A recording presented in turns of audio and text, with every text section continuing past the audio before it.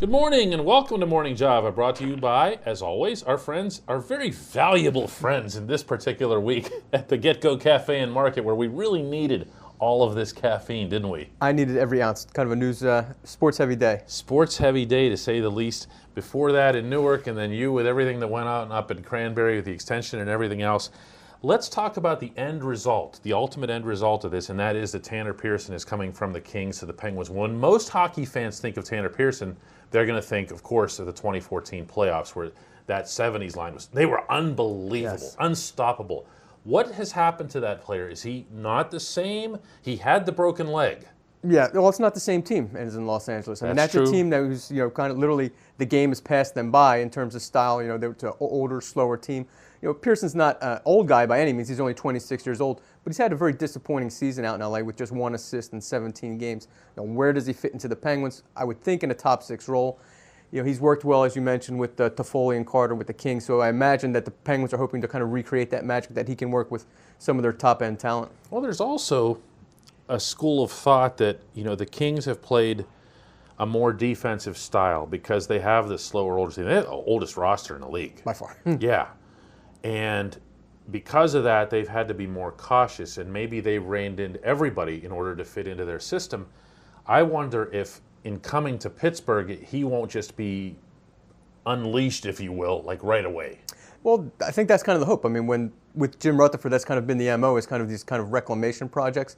I'm not going to say Tanner Pearson's a reclamation project. I mean, he's had a pretty good career. He's got 1 assist in 17 games. He needs something to turn around. He does need maybe a change of scenery this year. And with the Penguins, we've seen that before when they come here, that players sometimes get a boost. Yeah, I think that's what's going to happen for him. He's going to have to get it together up here first and foremost, but especially as it relates to changing systems because, well, 2 words to that one, Derek Brassard.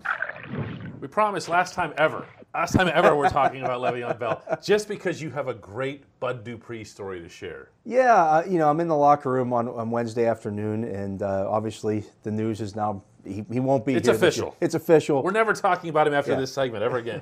And we may talk about when he signs somewhere else. Maybe.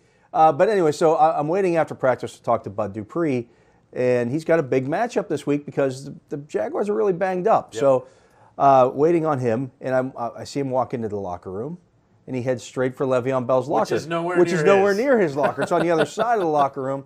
So I start watching, and he digs in. He's diving into the locker room. He's looking at shoes. He's pulling out Pro Bowl jerseys, that kind of stuff. He's taking a look at that. Bud the scavenger. Yeah. And so he starts grabbing some of the boxes of shoes that were there, still in the box, from the manufacturer, and he grabs them and he takes them over to his locker. Well, then after that, the rest of them descended upon it, and they scavenged the locker. Now, the equipment guys did come in and pack up the Pro Bowl uniforms and those kind of things. But they're going to have to get the nameplate and everything, because Lev's got a kind of a weird spot in the room there, right around the corner of the door. First one you see when you come in, distinct. I just love the fact that these guys have been able to handle this whole situation with a perfect mix of set it over here, but at the same time, we don't care what you think about what we think about this, right? Right. And that's the thing I asked Bud when I talked to him. I said, so you cleaning up for Le'Veon here? Did he text you or something? He goes, no, we're just getting some stuff there. He said, I like those shoes. And I said, so he says, he's not coming back to get it. Nope. So we might as well get some use out of it. There's no way those two have the same size shoes, by the way. 5-player trade, John. 5-player trade between the Pirates and the Indians. Name one of those 5 players. Well, because I wrote the story, I can name at least 3 of them. I forget what the pitcher's name, so I must admit I have to have a cheat sheet on the pitchers. The infielder is a major league player. Yeah, Eric Gonzalez. He spent his first full year in the big leagues this year. See, I didn't know his name. I'm glad you had to bring it up. Eric with a K, by the way. Yes. So don't spell it with a C. We're learning it's a K, early. Yeah. Yes. And he's a utility guy, and I mean, it's hard to tell. I don't know if he's an everyday player. It was hard to say. In Cleveland, he was behind Kipnis at second, Francisco Lindor at short, Jose Ramirez at third. You weren't playing much behind Lindor. No, exactly. But I think he profiles more as a utility guy. Maybe he's that guy they talked about sharing shortstop with Kevin Newman or tiding them over for a year until they think Newman or Cole Tucker will be ready in 2020. But you know what I'm going to ask, though? Again, why? Why not just keep Hechavarria?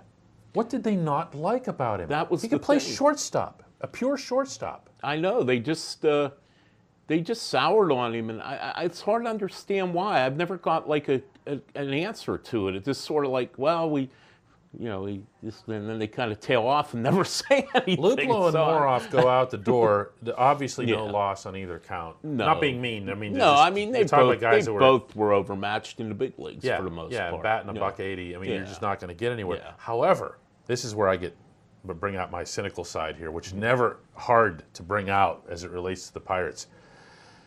When they are in the habit now of moving people to get other teams' prospects, are they tacitly admitting that they can't draft and develop their own? Well, I think, deep down, if you want to drill through a few layers, certainly, yeah, that's the case. I don't think they would admit it openly or publicly, they but I definitely would think, not. Luplow was a third-round pick. Moroff looked like a guy, he was like a 14th, 15th rounder, if memory serves me correct.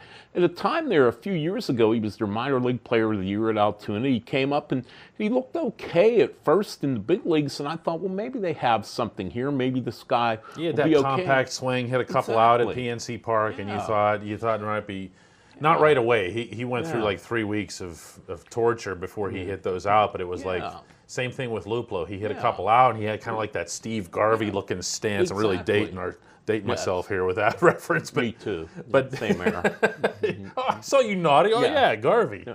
But I actually respect that aspect of it, because if you see a shortcoming within your organization, you say, all right, look, Yeah. we can't draft and develop, but Houston can, so let's send them Garrett Cole and get these kids. And I'm still not convinced that Luplow can't be a useful big leaguer. Not a star, not an all-star, probably not even a regular.